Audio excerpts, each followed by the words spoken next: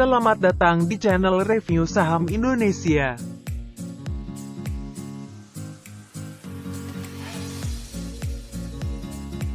Kali ini kita akan mencoba membahas IPO PT Adaro Mineral Indonesia yang rencananya akan melantai di Bursa Efek Indonesia di tahun ini.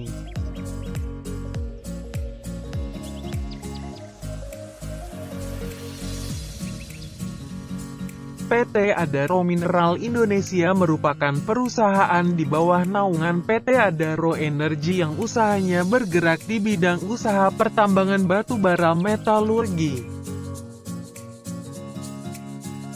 Perusahaan ini menjalankan usahanya melalui anak perusahaan dan menjalankan kegiatan usaha berupa jasa pertambangan dan jasa konsultasi manajemen.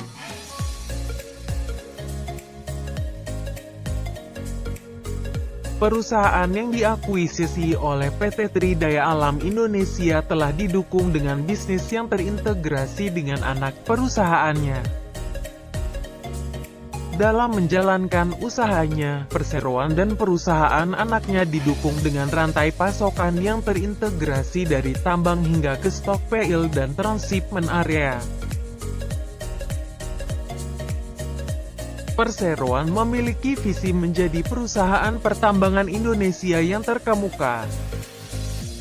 Pada tahun 2019 melalui anak usahanya PT Lahai Coal mendapat penghargaan Gold dalam ajang CSR Indonesia Award, kategori Ciptakan Karsa Mandiri.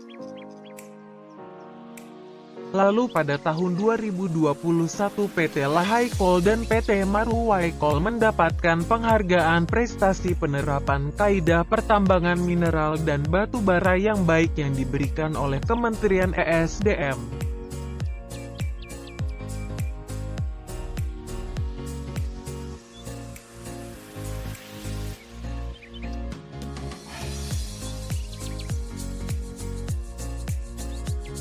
Pada saat prospektus tentang perusahaan ini diterbitkan, perseroan ini memiliki 1 anak usaha penyertaan langsung dan 5 anak usaha penyertaan tidak langsung. Yang pertama adalah PT Alam Tridaya Indonesia yang berdiri tahun 2021. Perusahaan tersebut belum berjalan secara komersial. Aktivitas dari anak usaha ini berupa aktivitas di kantor pusat dan konsultasi manajemen lainnya. Lalu ada 5 anak usaha penyertaan tidak langsung melalui PT Alam Tridaya Indonesia yang masing-masing jenis usahanya adalah pertambangan batu bara yang diakuisisi pada tahun 2021. Namun hanya ada 2 perusahaan yang sudah beroperasi yaitu PT Lahai Coal dan PT Marwai Coal. Sedangkan PT Sumber Barito Coal, PT Kalteng Coal dan PT Juloi Coal belum beroperasi secara komersil.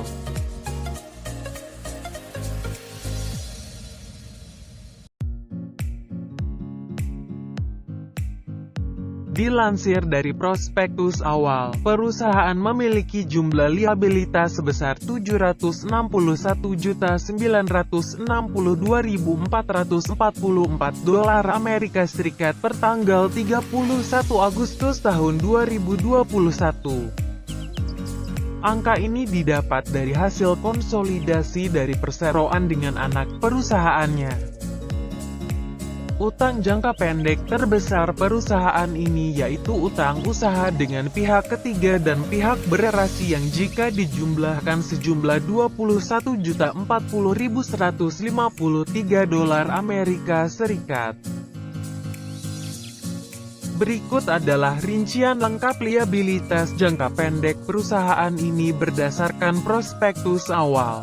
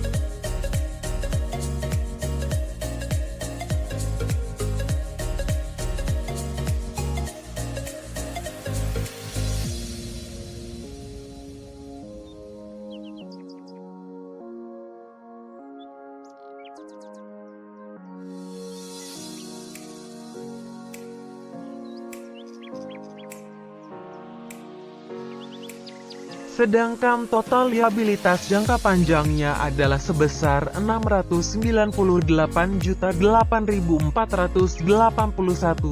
Amerika Serikat yang bersumber dari prospektus awal. Total terbesar hutang jangka panjang perusahaan ini yaitu utang kepada PT Alam Tri Abadi sebesar $483.021.236 Amerika Serikat.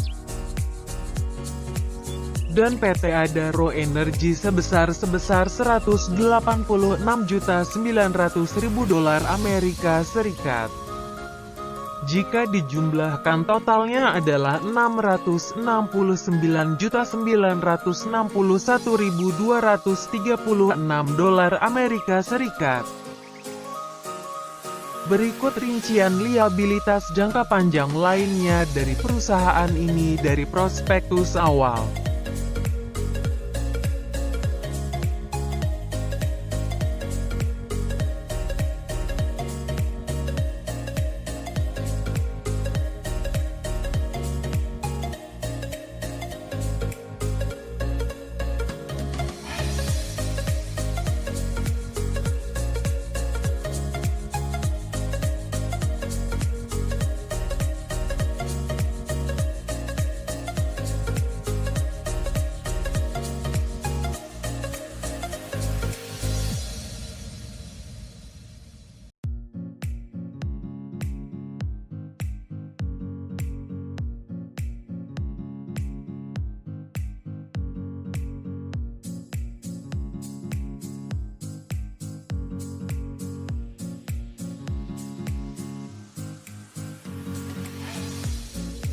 Total ekuitas dari perusahaan ini dari tahun 2018 sampai tahun 2021 per bulan Agustus cenderung menurun.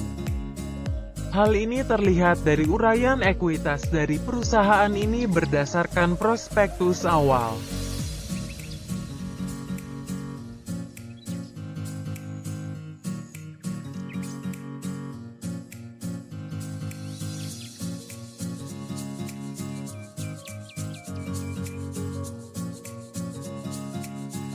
Jika digabungkan antara total ekuitas dan total liabilitas dari perusahaan ini dari tahun 2018 hingga 2021 cenderung meningkat.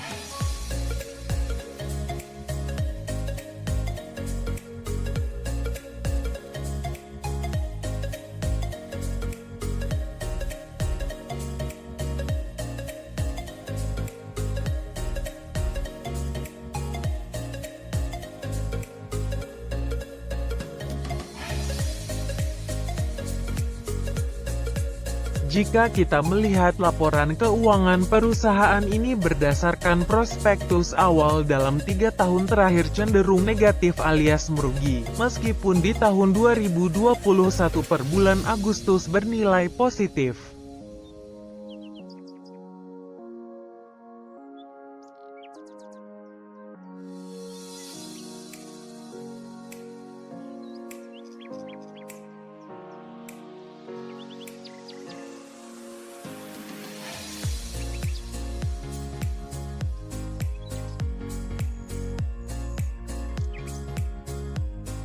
Di dalam prospektus dijelaskan mengenai prospek usaha perusahaan ini bahwa permintaan batu bara metalurgi dipengaruhi dengan permintaan besi baja untuk menunjang aktivitas perekonomian di suatu negara.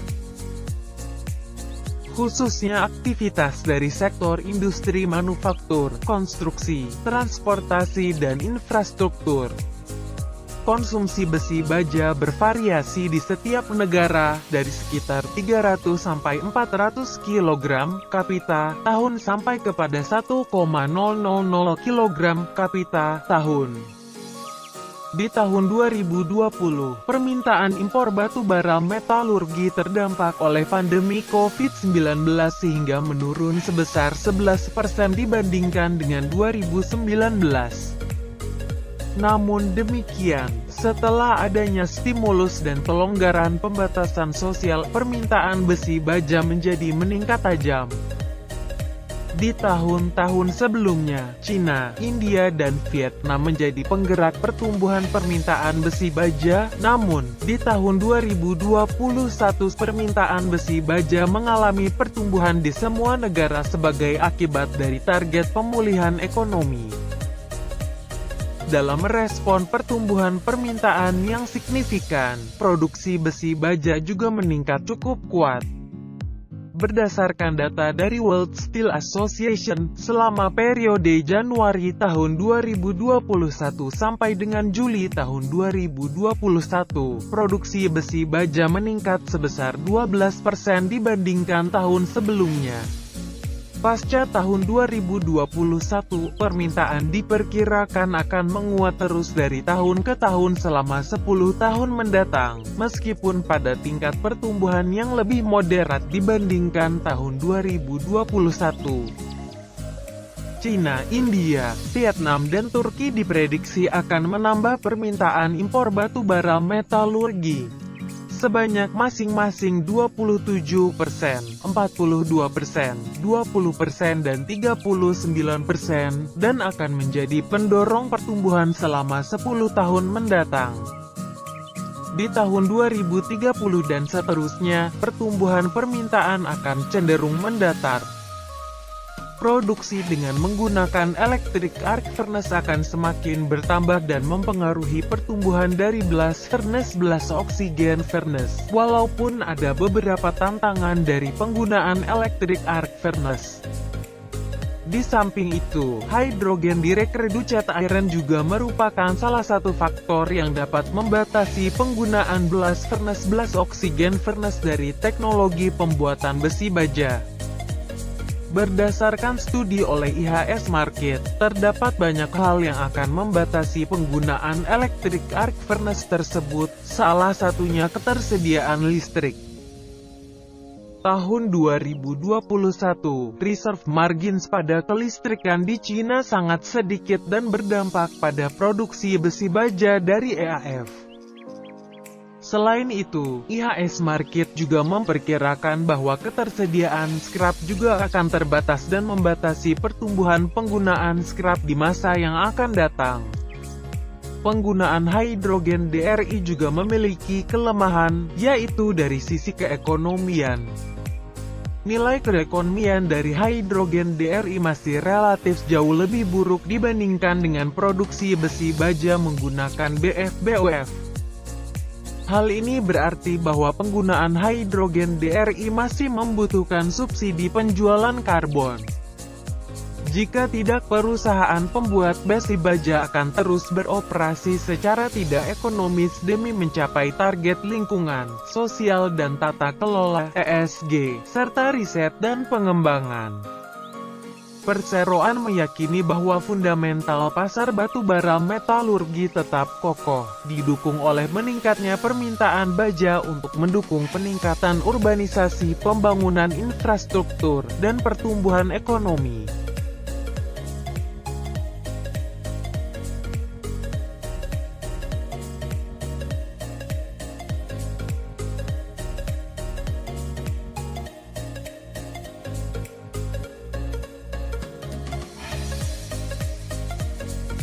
Mengutip prospektus awal IPO Adaro Minerals, sekitar 60% dari dana IPO akan disalurkan sebagai pinjaman kepada PT Maruwai Coal. Oleh anak usaha Adaro Mineral, itu dananya digunakan untuk belanja modal, berupa perbaikan dan peningkatan kapasitas infrastruktur pertambangan batu bara serta infrastruktur pendukung.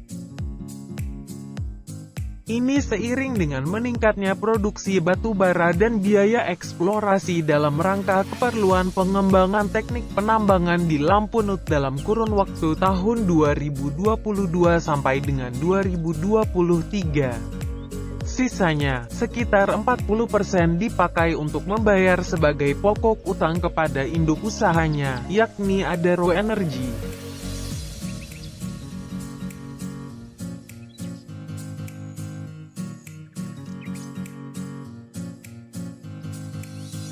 berdasarkan prospektus awal, sebanyak-banyaknya 6.048.580.000 saham biasa atas nama dengan nilai nominal Rp100 setiap saham, atau mewakili sebanyak-banyaknya 15% dari modal ditempatkan dan disetor penuh setelah penawaran umum, yang ditawarkan kepada masyarakat dengan harga penawaran berkisar antara Rp100 sampai Rp125 setiap saham, yang harus tersedia dananya sesuai dengan jumlah pemesanan yang dilakukan melalui sistem penawaran umum elektronik.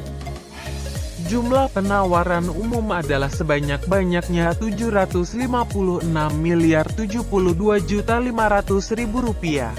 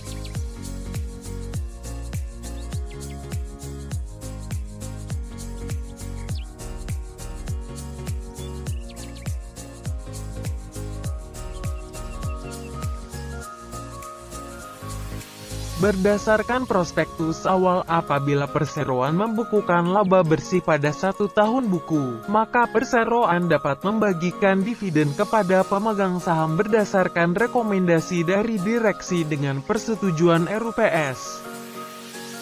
Perseroan hanya dapat membagikan dividen apabila perseroan mempunyai saldo laba yang positif.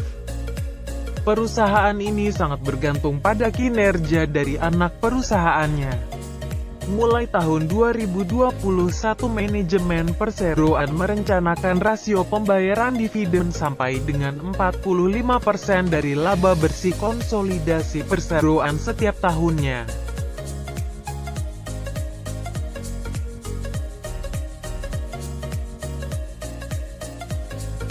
Berdasarkan prospektus awal, disebutkan bahwa Ciptadana Sekuritas Asia adalah sebagai partisipan admin dan penjamin emisi efek. Informasi ini juga tercantum dalam situs IPO elektronik.